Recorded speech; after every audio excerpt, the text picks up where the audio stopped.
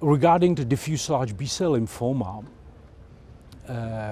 it's the field, or it's a subgroup of patients in which the outcome is usually good in the majority of the patients, but still there is a significant proportion of patients who fail the treatment.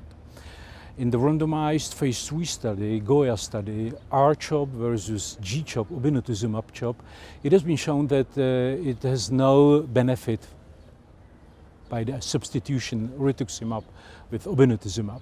Here we presented the data about the CNS relapses in this cohort of patients. There were more than 1,400 patients treated within this trial, and we have observed at 2 years 2.8% of the patients who developed CNS relapses, and the majority of the patients develop it within the first 2 years, and the median overall survival after CNS relapse was only 6.5 months.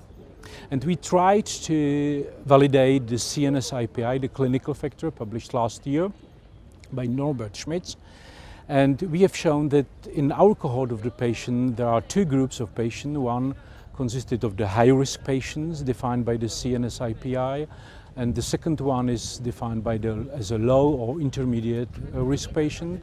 So it means that approximately in the high risk, it's approximately 9.7% of the patients developed the CNS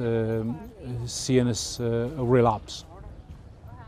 We try to improve this result by incorporating the biomarkers.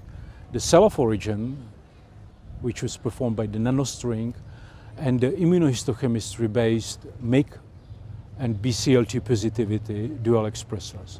And what we have observed is that the patient with a ABC or unclassified cell of origin diffuse large B-cell lymphoma has a significantly higher risk to have a CNS relapse compared to the GCB, but the dual expressors have a no significant risk. So this is a bit contrary to the previous published data, but when we put it together, we try to build a new model which combines the clinical one, CNS IPI, with the cell of origin, so we call it CNS IPI COO, and we were able to identify the very high risk group of patients who have both high risk clinically, CNS IPI, and ABC or unclassified cell of origin. And in this cohort of the patients, 15% of the patients develop CNS relapse. On the other hand, the patients who have a GCB profile and low or intermediate clinical